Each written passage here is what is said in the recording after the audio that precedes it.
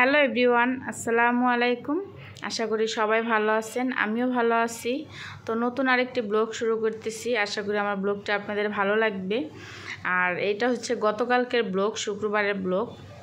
তো এখানে আমি মুরগির গোশত রান্না করব, এই জন্য আমি এখানে পেঁয়াজ, রসুন, আদা সব একসাথে ব্লেন্ড করে নিছি। তারপরে যে কড়াইতে দিয়ে দিলাম।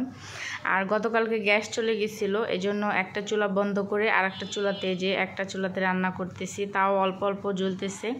তো এখানে আমি একটু পেঁয়াজ, রসুন, আদাটা ভেজে নেওয়ার পরে এখানে আমি তেজপাতা, গরম মশলা, তারপর লবঙ্গ, এলাচ, দারুচিনি সব কিছু দিয়ে দিলাম। তো দিয়ে দেওয়ার পরে এখানে আমি বাকি যে মশলাগুলো ওইগুলো দিব। এখানে একটু মশলাটা ভেজে নেওয়ার পরে তো এখানে ধনিয়ার গুঁড়া, তারপর মরিচের গুঁড়া, যা যা প্রয়োজন।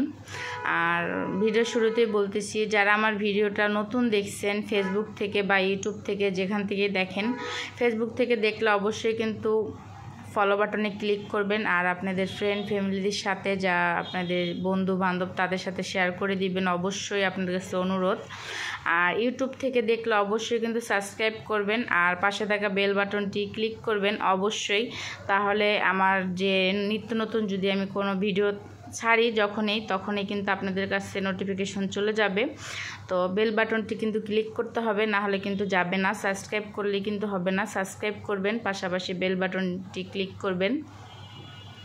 তো এখানে আমি সব মশলাগুলো দেওয়ার পরে গুঁড়ো যে মশলাগুলো, হলুদ, মরিচের গুঁড়া, ধনিয়ার গুঁড়ো, এগুলো দেওয়ার পরে একটু ভালো করে কিন্তু আমি কিছু সময় কষিয়ে নিছি।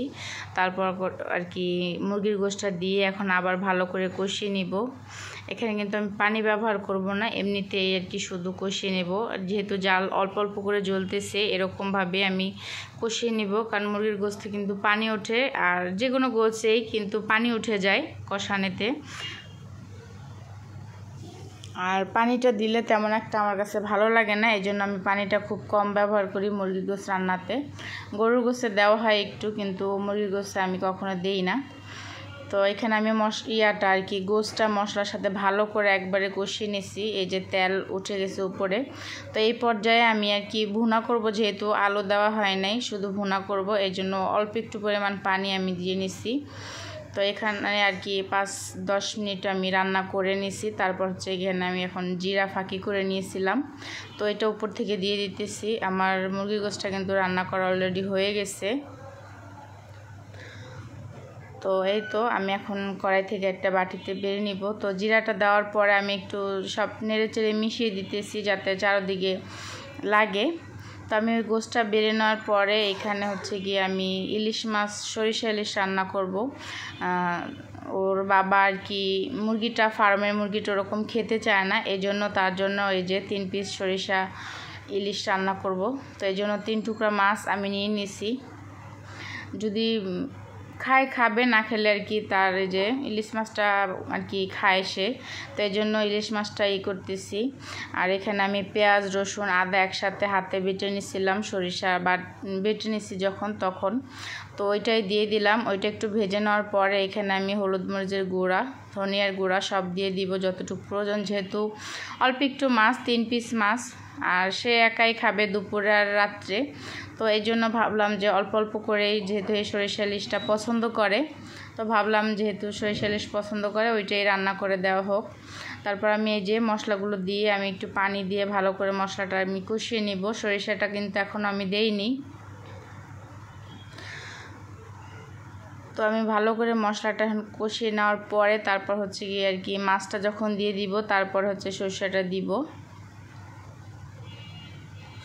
তো এই তো আমার মশলাটা কিন্তু কষানো হইতেছে।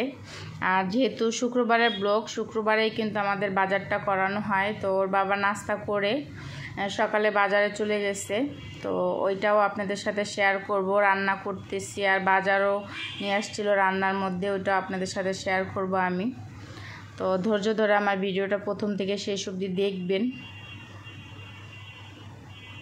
তো এখানে মশলাটা আমি ভালো করে কষিয়ে নেওয়ার পরে মাছটা দিয়ে দিব। তো এই যে আমার মশলাটা কিন্তু ভালো করে কষানো হয়ে গেছে, তেলটা উপরে উঠে গেছে। এই পর্যায়ে আমি এই যে সরিষা বাটাটা এখন দিয়ে দিব। আর সরিষা বাটাটা আগে দিলে হয় কি সরিষাটা একটু তেতো হয়ে যায় ভাজার জন্য আর কি, বেশি ভাজা হয়ে গেলে। তো এই জন্য আমি সরিষা বাটাটা মাছ দেওয়ার আগেই চেষ্টা করি দেওয়ার সব সময়। আর মাছটা একটু কষিয়ে তারপর হচ্ছে কি যতটুকু পানি প্রয়োজন অতটুকু পানি আমি দিয়ে দিব। তো এখন আমি ঢেকে একটু এই যে মাছটা ভালো করে কষিয়ে নিয়েছি, এখন আমি পানি দিয়ে দিব। আর সরিষা কিন্তু দিয়ে কষানো হলে অনেকক্ষণ কিন্তু সরিষাটা তেতো হয়ে যায়, ভালো লাগে না তখন মাছটা খেতে। মাছ সরিষার সাথে কিন্তু ভালো করে একবার আমি উল্টে পাল্টে কষিয়ে নিছি। এখন অল্প পরিমাণ আমি পানি দিয়ে দিব যতটুকু প্রয়োজন। তো এই যে সরিষা ইলিশটা কিন্তু রান্না করা হয়ে গেছে, আমি এখন একটা বাটিতে বেড়ে নিব। তো এই তো আমি বেড়ে নিলাম বাটিতে। তো রান্না করতে করতে এদিকে আর কি দেখা যায় যে আর কি বাজার নিয়ে আসছে ওর বাবা। তো আমি বাজারগুলো শেয়ার করব কি কি বাজার নিয়ে আসলো, যেহেতু শুক্রবারে আমাদের বাজারটা করা হয়। আর বাজার কিন্তু ওরকম করা হয় না, সপ্তাহে একবারই বাজারটা করানো হয়। তো এখানে দেখা যাচ্ছে যে একটা লাউ নিয়ে আসছে আর আমার জন্য এই যে বোম্বাই মরিচ। তো সেদিন আমি খুঁজেছিলাম, তো বলেছিলাম যে আমি মরিচ খুঁজেছিলাম নিচে, পাইনি। তো এই জন্য অনেকগুলো মরিচ নিয়ে আসছে। আর মরিচগুলো অনেক ঘ্রাণ ছিল, যেহেতু এটা গতকালকের ভিডিও আজকে দিতেছি।